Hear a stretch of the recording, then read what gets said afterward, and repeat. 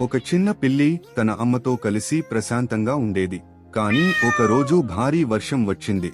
వరదలో అమ్మ పిల్లి కనపడకుండా పోయింది. ఆ చిన్న పిల్లి ఒంటరిగా అయింది. ఆకలి వేసిన ఆహారం దొరకలేదు. చల్లని గాలిలో వణికింది. దారిన వెళ్తున్న మనుషులు చూసినా ఎవరూ పట్టించుకోలేదు. ప్రతి రాత్రి తన అమ్మను గుర్తు చేసుకుంటూ కన్నీళ్లు పెట్టుకుంది. చివరికి ఒక చిన్న బాలిక ఆ పిల్లిని చూసి తన ఇంటికి తీసుకెళ్ళింది. ఆ ప్రేమతో పిల్లి మళ్లీ చిరునవ్వు చిందించింది.